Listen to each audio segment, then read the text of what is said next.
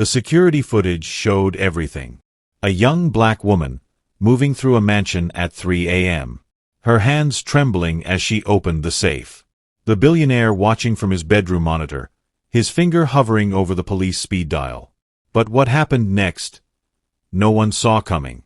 This is the story of Rosa Johnson, a 19-year-old college student whose midnight actions in an Arab billionaire's mansion would expose a truth so shocking, it would change two families forever. And before we dive in, if stories like this move you, stories of struggle, betrayal, and unexpected redemption, hit that subscribe button. Because at Black Nation, we bring you the untold stories that mainstream media won't touch. Khalil Hassan didn't build his empire by trusting people. From oil fields in Dubai to tech investments in Silicon Valley, the 52-year-old Arab billionaire had learned one brutal lesson. Everyone had a price. Everyone would eventually disappoint you. His Beverly Hills mansion sat on 8 acres of perfectly manicured grounds, 15 bedrooms, 23 bathrooms, and enough security cameras to monitor a small city. But Khalil's most trusted employee wasn't another billionaire or corporate executive. It was Rosa Johnson, a 48-year-old black woman from South Central Los Angeles who had cleaned his home for 12 years. Rosa was different. She never asked for raises. Never gossiped about his private life. Never brought friends around to gawk at his wealth. When other housekeepers quit after a few months, tired of his perfectionist demands, Rosa stayed. She was reliable, invisible, trustworthy, or so he thought. Rosa's daughter Amara was her pride and joy. Pre-med at UCLA. Full scholarship. Dean's List every semester. The first in their family to attend college.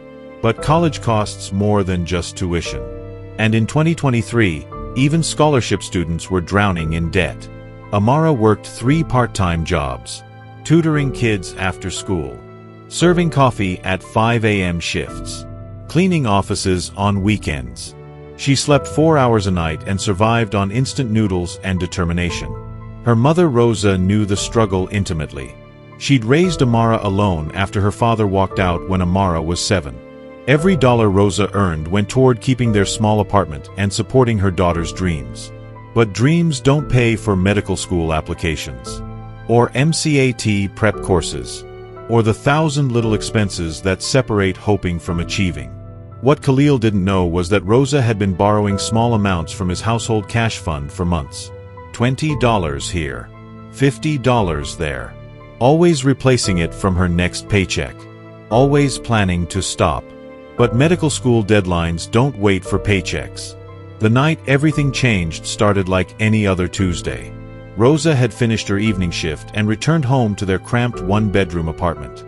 Amara sat at their tiny kitchen table, surrounded by medical school applications and rejection letters. "Mama, I got into 3 programs," Amara said quietly. "But I can't accept any of them." Rosa's heart sank. "Why not, baby? The deposit for Howard's medical program is due tomorrow. $5,000. Non-refundable. If I don't pay it, I lose my spot." $5,000 might as well have been $5 million. Rosa had been cleaning houses for 25 years. She'd saved every penny she could, but medical emergencies, car repairs, and life's endless surprises had eaten away at their savings. "What about the other schools?" Rosa asked, though she already knew the answer. Same story. Different amounts. "Mama, I think I need to take a gap year. Maybe 2. Rosa had seen too many bright kids from their neighborhood take gap years that turned into gap decades. Dreams deferred became dreams denied. That night, Rosa couldn't sleep. She stared at the ceiling of their apartment, listening to the neighbor's TV through paper-thin walls. Amara deserved better. After everything they'd been through, after every sacrifice, this couldn't be how their story ended. At 2 a.m., Rosa made a decision that would change everything. She knew Khalil kept emergency cash in his home safe. She'd seen him access it hundreds of times during her 12 years of service. She knew the combination, his daughter's birthday, repeated twice. "Just this once," she whispered to herself. "I'll take what we need and pay it back over time. He'll never even notice." But what Rosa didn't know was that Khalil had been having trust issues with everyone around him lately. His business partner had tried to steal clients. His accountant had been skimming money. His own brother had borrowed millions and never paid it back. 3 weeks earlier, Khalil had installed new motion-activated cameras throughout the house. Cameras Rosa didn't know about. Rosa called Amara at 2:30 a.m. "Baby, I need you to drive me somewhere." "Mama, it's the middle of the night." "I know. But I found a way to get your deposit money. Trust me." Amara drove her mother's old Honda through the empty streets of Beverly Hills. Rosa sat in the passenger seat, clutching her house keys and trying to calm her racing heart. "Mama, you're scaring me." "What are we doing?" "Mr. Hassan keeps emergency money in his office safe. I'm going to borrow enough for your deposit. I'll pay it back from my paychecks." Amara slammed on the brakes. "Are you insane? That's stealing." "It's borrowing," Rosa said firmly. "I've given 12 years of my life to that house. 12 years of perfect service. He owes me this much." "Mama, if you get caught." "I won't get caught. I know every inch of that house. I know his schedule. He takes sleeping pills every night at 10 p.m. and doesn't wake up until 8 a.m. Amara stared at her mother. This wasn't the woman who had raised her to do the right thing, no matter how hard it got. "I can't let you do this alone," Amara said finally. They parked 3 blocks away and walked through the shadows to the mansion's service entrance. Rosa's key still worked. The alarm system recognized her code. Everything was going according to plan. They moved through the darkened house like ghosts. Rosa led the way to Khalil's home office, her flashlight cutting through the darkness. "Stay by the door," Rosa whispered. "If you hear anything at all, we run." But as Rosa opened the safe and began counting out bills, she didn't notice the small red light blinking in the corner of the room. Upstairs, Khalil wasn't sleeping peacefully as Rosa had assumed. He'd been battling insomnia for weeks. Too much stress. Too many betrayals. Too much caffeine. The sleeping pills had stopped working. At 3:15 a.m., his phone buzzed with a motion detector alert from the house security system. Khalil grabbed his tablet and switched to the camera feeds. What he saw made his blood run cold. 2 figures in his office. One of them unmistakably Rosa, the woman he'd trusted with his home for over a decade. The other, a young woman he didn't recognize. His finger hovered over the speed dial for his security company. 1 call, and they'd both be in handcuffs within minutes. But something made him pause. Maybe it was curiosity. Maybe it was the hope that there was some explanation that would make sense of this betrayal. He decided to watch, to see how far Rosa would go. What Khalil saw on his security monitors over the next 20 minutes would haunt him for the rest of his life. He watched Rosa count out exactly $5,000. Not a penny more. He watched her write something on a piece of paper and place it in the safe where the money had been. Through the audio feed, he heard their conversation. "Mama, this is enough. Let's go." "Wait, baby. I need to leave him a note." Rosa's voice, clear as day. "Mr. Hassan, I have borrowed $5,000 for my daughter's medical school deposit. I will pay back $200 from each paycheck until the debt is settled. I know this is wrong, but I didn't know where else to turn. Please don't fire me until I can make this right. Rosa Johnson." Khalil sat in his bedroom, staring at the screen in shock.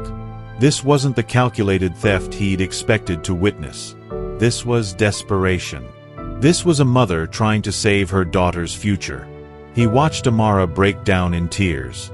"Mama, I can't let you lose your job over me. I can't let you risk everything. Baby, you are my everything. You think I care about this job more than your future? You think I care about anything more than seeing you become the doctor you were meant to be?" Khalil found himself leaning closer to the screen, drawn into this intimate moment between mother and daughter. "But if he presses charges, then we'll deal with that when it happens. But right now, we're going to make sure you don't lose your spot at Howard Medical School." As Khalil watched this unfold, memories began flooding back. His own mother. A Palestinian refugee who had cleaned houses in Jordan to put him through school, who had sacrificed everything for his education, who had borrowed money from relatives, pawned her jewelry, and worked 3 jobs to pay for his university tuition. His mother had died 10 years ago. He'd become so wealthy, so powerful, that he'd almost forgotten what sacrifice looked like up close.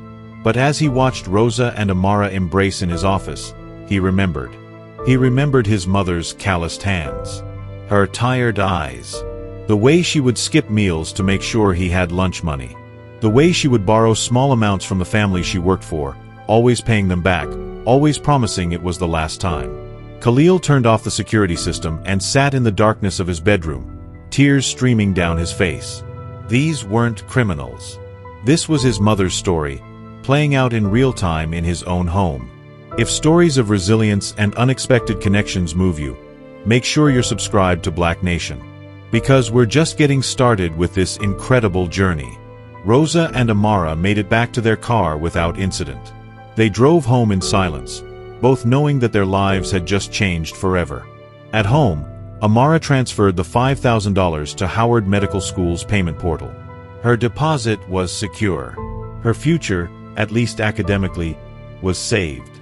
But Rosa couldn't sleep. She kept imagining Khalil discovering the missing money. She kept picturing police cars outside their apartment. She kept thinking about how quickly their moment of hope could turn into a nightmare. The next morning, Rosa arrived at work at her usual 8 a.m. start time. Her hands shook as she used her key to enter the mansion. Khalil was waiting for her in the kitchen. Rosa's heart stopped. He knew. Of course he knew. Rich people like Khalil Hassan didn't stay rich by missing $5,000. "Rosa," Khalil said quietly, "we need to talk." Rosa had prepared for this moment during her sleepless night. She would confess everything, accept full responsibility, beg him not to involve Amara. "Mr. Hassan, Sit down," he said, gesturing to the kitchen island. Rosa remained standing. "I took the money. It was all me. My daughter didn't know what I was planning until it was too late. Please don't punish her for my mistake." Khalil studied her face. 12 years of trust, destroyed in one desperate night. But as he looked at Rosa, really looked at her, he saw something that reminded him of his own reflection. The weight of responsibility. The exhaustion of carrying other people's dreams. The willingness to sacrifice anything for family. "Why didn't you just ask me?" Khalil said.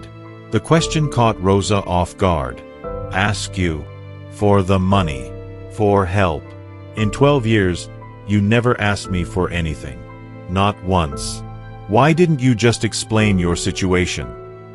Rosa stared at him. "Mr. Hassan, you pay me to clean your house, not to solve my personal problems. I would never. I couldn't."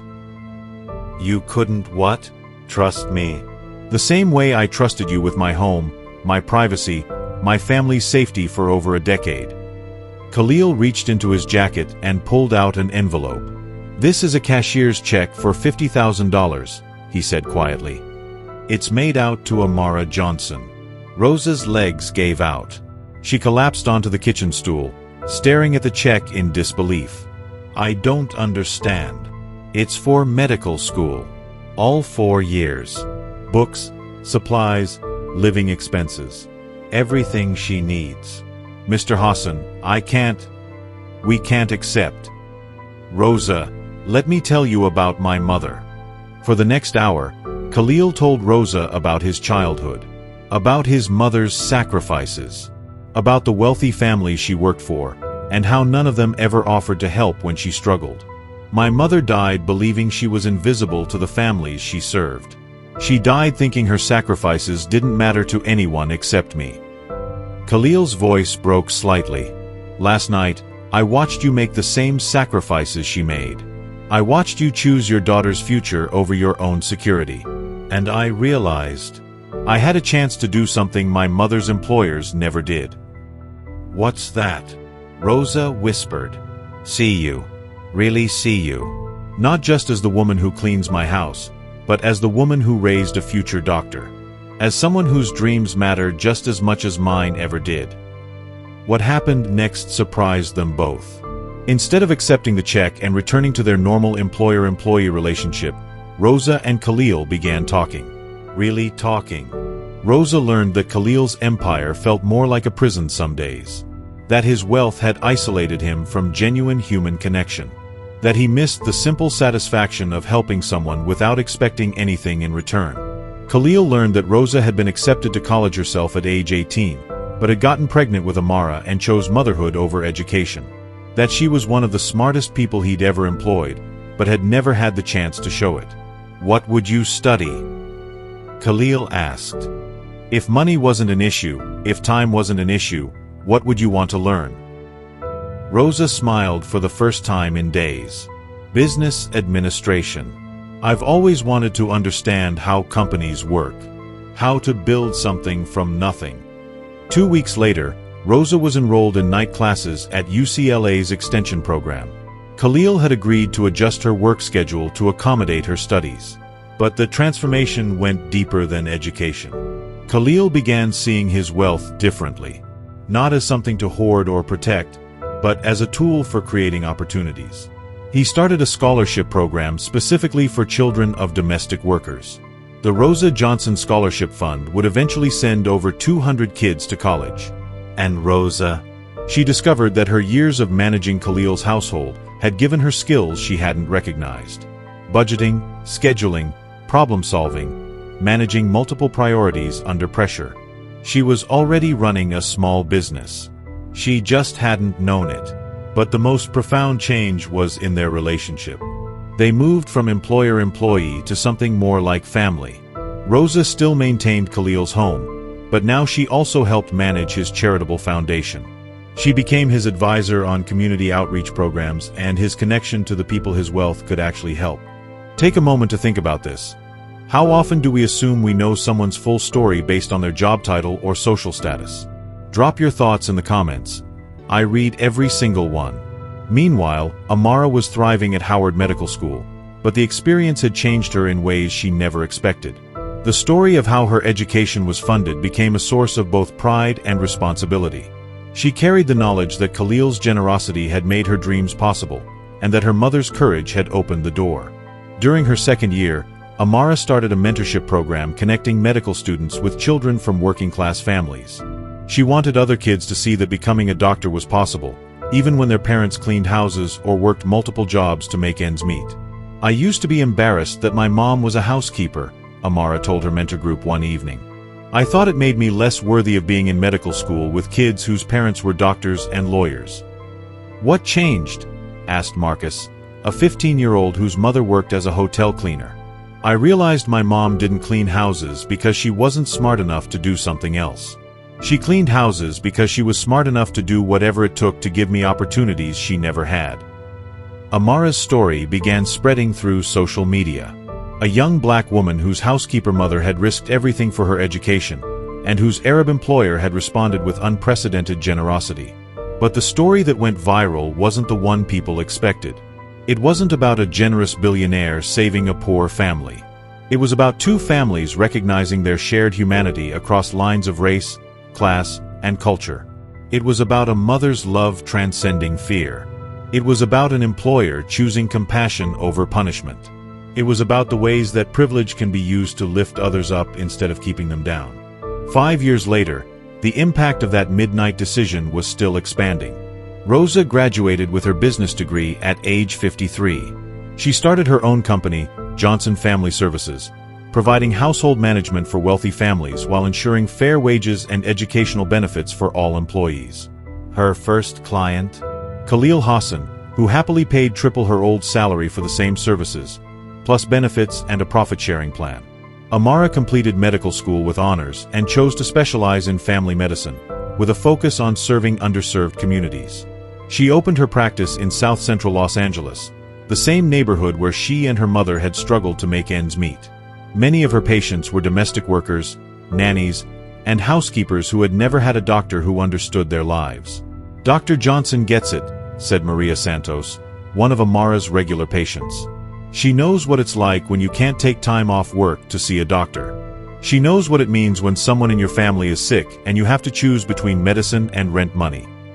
But the most unexpected ripple effect was in Khalil's own life. The experience of truly seeing Rosa and understanding his mother's story through her eyes had awakened something in him. He began forming genuine relationships with people from different backgrounds. He married his wife Layla 3 years later. She was a Palestinian social worker who had been running programs for refugee families. Their wedding was a small ceremony in Rosa and Amara's backyard, because Khalil said it felt more like home than any of his mansions. Wealth without connection is just isolation with expensive furniture, Khalil told the small gathering of friends and family. Rosa and Amara taught me the difference between being rich and being blessed. If you've made it this far in our story, you're part of the Black Nation family. Hit that notification bell so you never miss stories like this. Stories that show the power of human connection across all barriers. But this story isn't really about money changing hands. It's about something much more powerful. It's about the moment when we stop seeing people as their job titles and start seeing them as human beings with dreams, fears, and stories just as complex as our own. Rosa had cleaned Khalil's house for 12 years. But he had never asked about her dreams. Never wondered what she would do if circumstances were different. Never considered that her intelligence and dedication might extend beyond keeping his home organized. And Rosa had never imagined that Khalil might understand her struggles. Never considered that his wealth might come with its own isolation and pain. Never thought he might be capable of seeing her as more than the help. The tragedy isn't that they misunderstood each other for so long. The tragedy is how common that misunderstanding is. How many Rosa Johnsons are cleaning offices right now while dreaming of college degrees they'll never pursue? How many Khalil Hassans are sitting in mansions, surrounded by employees they've never really seen as people? How many opportunities for connection and mutual support are lost because we assume we know each other's stories based on surface appearances? The night Rosa borrowed that money, she wasn't just taking cash from a safe. She was taking a risk on the belief that her daughter's future mattered enough to sacrifice her own security. And when Khalil chose compassion over punishment, he wasn't just writing a check. He was acknowledging that Rosa's sacrifices and dreams were as valid as his own mother's had been. Here's the question that haunts me about this story. What would have happened if Khalil hadn't had those security cameras? If he hadn't witnessed Rosa's desperation firsthand? Would Rosa have been fired? Arrested? Would Amara have lost her chance at medical school? How many times does this story play out without the cameras, without the witness, without the moment of recognition that changes everything? Let's be honest about something this story reveals. Rosa shouldn't have had to choose between honesty and her daughter's future. In a just world, 12 years of reliable service would have earned her enough to support her family's dreams without desperation. Amara shouldn't have needed a billionaire's charity to attend medical school. In a fair system, intelligence and hard work would be enough to access education. And Khalil's generosity, while beautiful, highlights how random acts of kindness from the wealthy are treated as miraculous rather than just basic decency. The real injustice isn't what Rosa did that night. It's the system that forced her to make that choice in the first place. The real tragedy isn't that Khalil almost called the police. It's that most employers would have, and society would have supported them for it. Rosa's story ended with hope, education, and financial security. But for every Rosa whose story ends well, how many others are destroyed by similar circumstances? This is the conversation we need to have, but rarely do. We celebrate the rare stories of wealthy people recognizing the humanity of their employees. But we don't question why that recognition is rare in the first place. We applaud moments when class and racial barriers are temporarily bridged. But we don't challenge the systems that create those barriers. Rosa and Khalil's story is beautiful because they found their way to genuine mutual respect and support. But it's also a reminder of how exceptional that outcome really is. And that exceptionality should make us uncomfortable. What does it say about our society that a mother risking everything for her daughter's education is treated as either criminal behavior or heartwarming inspiration, depending on whether she gets caught? What does it say about our economy that people working full-time for wealthy families still can't afford their children's college deposits? What does it say about our social structures that 12 years of trust and reliable service can be erased by one night of desperate action? Today, 8 years after that fateful night, both families reflect on how their lives changed. Rosa now runs a company with 45 employees. She's established benefit programs that include educational assistance for employees' children, because she never wants another parent to face the choice she faced that night. "I learned that desperation makes you do things you never thought you'd do," Rosa says. "But I also learned that compassion can come from the most unexpected places." Amara is now Dr. Amara Johnson, but she never forgot the lesson of that midnight drive to Beverly Hills. "I learned that privilege isn't just about having money," she explains to her young patient's parents. "It's about having options. My mom gave up her options so I could have mine. Now it's my job to create options for others."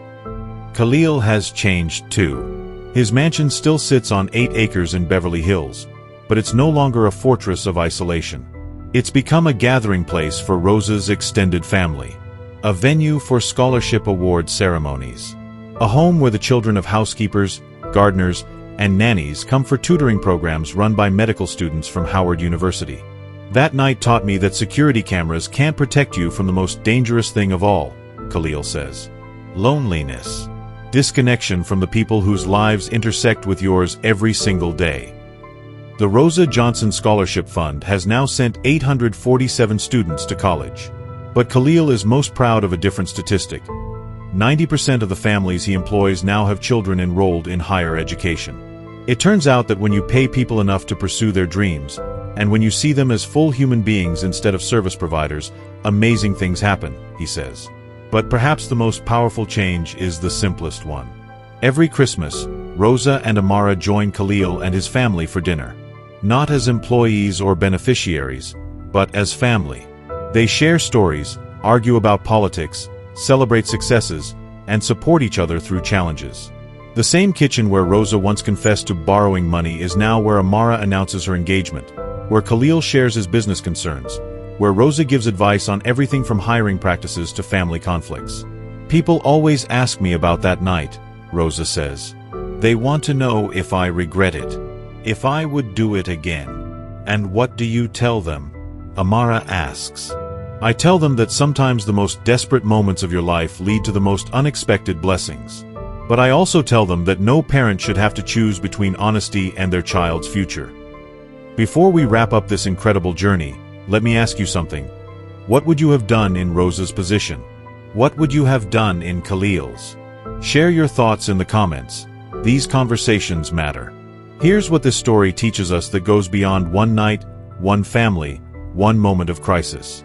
Desperation doesn't make people criminals. It reveals the gaps in our systems of support and opportunity. Rosa's midnight decision wasn't about greed or dishonesty. It was about a mother refusing to let systemic inequalities destroy her daughter's dreams. Privilege without compassion is just wealth without purpose.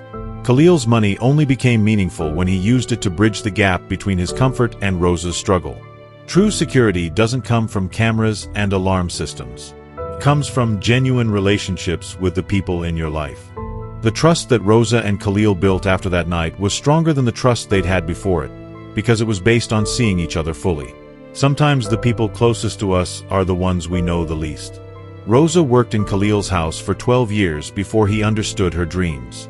How many people in our daily lives remain invisible to us? Justice isn't just about punishment.